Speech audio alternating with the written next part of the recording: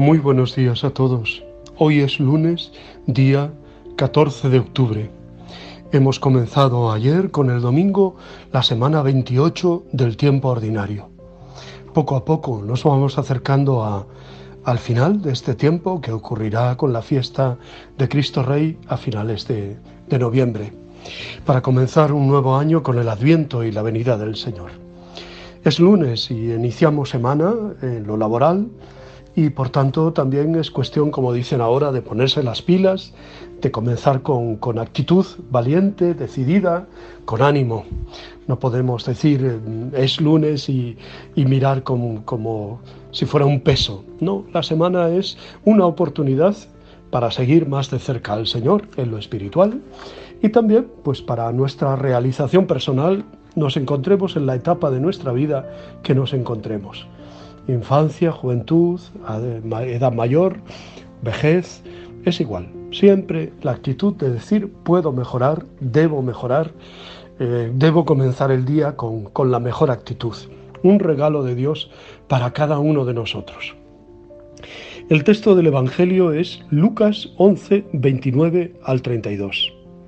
A Jesús no le gustaba que le pidieran signos y milagros. Quería que le creyeran en él por su palabra como enviado de Dios, no por las cosas maravillosas que pudiera hacer, aunque también las hiciera, es verdad, eso es impepinable. Así se entiende que les diga que el único signo que les va a dar es el de Jonás. Estuvo 3 días en la ballena, en el vientre de la ballena. Jesús estará 3 días en el seno de la tierra, al tercer día resucitó. Él es el gran signo del amor de Dios, ¿no? Y luego añade también el ejemplo de la reina de Saba, quejándose de la poca fe de sus contemporáneos, mientras que ella vino desde Saba, desde Etiopía o Egipto, en esa zona, a escuchar la sabiduría de Salomón.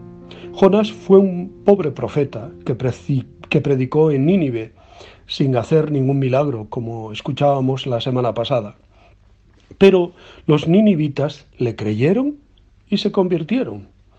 Mientras que a Jesús, uno que es más que Jonás y que además ha hecho signos sorprendentes que ya debieran bastar para reconocerle como el Mesías de Dios, no le acaban de creer.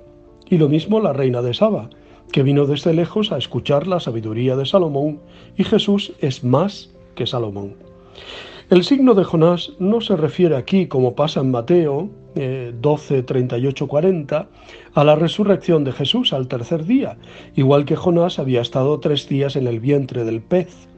Lucas pone a Jonás mismo, a su persona, como signo sin milagros, apoyado solo en la palabra de Dios, y con esa palabra, en su caso con éxito. En el de Jesús con muchas más dificultades. Y eso que los ninivitas eran paganos y los que no creían en Jesús, los judíos. Los paganos sí supieron reconocer la voz de Dios en los signos de los tiempos, y los del pueblo elegido resulta que no. Una vez más resuena la queja con que empieza el Evangelio de Juan. Vino a su casa y los suyos no le recibieron. Los judíos se distinguían por pedir milagros, mientras que los griegos buscaban sabiduría. Pero puede quedar retratada aquí también nuestra generación, cuyo afán de cosas espectaculares y sensacionales, apariciones, revelaciones, es también insaciable. El signo mejor que nos ha concedido Dios es Cristo mismo, su persona, su palabra. Os puedo compartir como confidencia que muchas veces aquí en Covadonga me preguntan, ¿no?, acerca de la aparición de la Virgen y dónde se apareció y cuándo se apareció y claro, yo les digo muy serenamente, les digo, no, aquí no hay aparición de la Virgen. Aquí hay un pueblo cristiano, un pueblo de fe, que en lugar de edificar propiamente una ermita a su Virgen, a su imagen, lo que hacen es aprovechar la oquedad de una roca, una cueva, para colocar allí una imagen de María.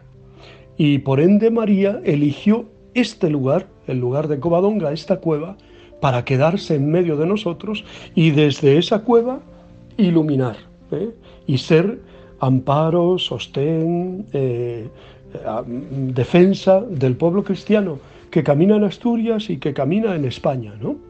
Es el comienzo, la cuna de nuestra fe también. Bueno, pues algunas personas se quedan desilusionadas porque esperan un milagro al modo de Lourdes o al modo de Fátima, y evidentemente que la Virgen de Covadonga hace no un milagro, hace muchísimos milagros diariamente, acercando a personas en el último empujón para que se confiesen, ayudándoles en su vida cotidiana. Todos los que pasan por Covadonga, sin duda, al ver a la Santina, con fe, están participando de un milagro en su vida, de un cambio en su vida.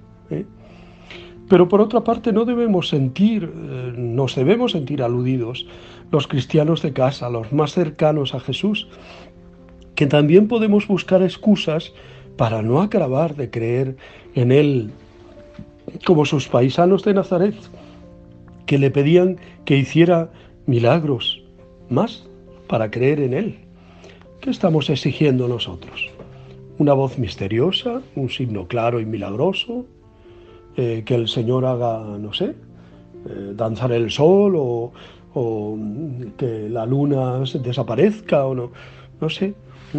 El sábado afirmaba Jesús que los verdaderos discípulos son los que escuchan la palabra y la cumplen. Nosotros la escuchamos con frecuencia, pero se puede decir que la ponemos en práctica a lo largo de la semana.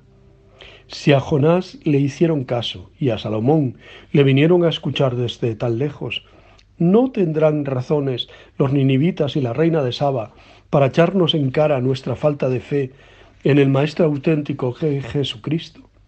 Se puede decir que escuchamos la palabra de Dios como María, la hermana de Marta, sentado a los pies de Jesús, o como la otra María, la madre, que meditaba estas cosas en su corazón y que adoptó como lema de su vida: hágase en mí según tu palabra. La Iglesia celebra en este día la memoria de San Calixto I, Papa y mártir. La fuente biográfica principal de San Calixto son los Filumena de San Hipólito. Como se trata de un escrito de un adversario del Papa, ello hace suponer legítimamente que las noticias sobre Calixto están más o menos ensombrecidas. A pesar de ello, no podemos calificarlas sin más de inexactas. Calixto, cristiano, fue esclavo de su correligionario Carpóforo en la segunda mitad del siglo II. Su dueño le confió un capital destinado a la beneficencia, que perdió Calixto en unas operaciones de banca que no tuvieron éxito. Una vez libre de la pena correspondiente que estaba cumpliendo, fue condenado de nuevo, esta vez por haber perturbado en sábado la paz de una sinagoga. El castigo fue duro. Se le desterró a las minas de Cerdeña, de donde le liberó a él y a otros confesores de la fe la emperatriz Marcia, que era cristiana. Calixto pasó a Antium, donde vivió de la caridad de la Iglesia. Muerto San Víctor, el nuevo Papa San Ceferino introdujo a Calixto en el clero romano y le confió el cementerio que actualmente lleva el nombre de San Calixto. En el año 218, muerto Ceferino, obtuvo Calixto la sede romana, que gobernó durante 5 años. Pero una parte del clero de Roma eligió posteriormente a Hipólito, hombre de prestigio, enemigo de Calixto, en cuestiones doctrinales. Con esto se motivó un cisma que duró hasta el 253. Como papa, Calixto tuvo que intervenir en cuestiones dogmáticas y morales. En la querella trinitaria se mantuvo en la línea tradicional y condenó tanto a los monarquianos como a los sabelianos, pero lo hizo más con autoridad eclesiástica que como teólogo. En las controversias de orden moral siguió unos caminos de indulgencia y de comprensión, enseñando que todos los pecados son susceptibles de perdón y que la disparidad social puede ser un impedimento matrimonial civil, pero no eclesiástico. Calixto murió el año 222, probablemente este día, el 14 de octubre. La Depositio Martyrium, así como la memoria de En el Trastevere Justa Callistum, abogan por la historicidad de su martirio. Este, sin embargo, no deja de ofrecer alguna dificultad desde el punto de vista crítico histórico, puesto que en tiempos del emperador Alejandro Severo no sufrió la Iglesia ninguna persecución sangrienta, por lo menos de una forma declarada. ¿Cómo, pues, explicar el martirio que, por otra parte, parece certificado por buenas fuentes? Se ha pensado que quizá fue víctima de una escaramuza entre paganos y cristianos. Según las actas del martirio, ciertamente fabulosas, pero no del todo despreciables por lo que se refiere al contenido histórico, ya que recogen algunas antiguas tradiciones. Calisto habría sido asesinado en su domicilio, en el Trastevere, allí donde existe ahora su iglesia titular, no lejos del cementerio de Calepodi, cerca de la Vía Aurelia, cementerio en el cual fue enterrado de conformidad con lo que expresan los martirologios antiguos y unos recientes descubrimientos arqueológicos de 1960.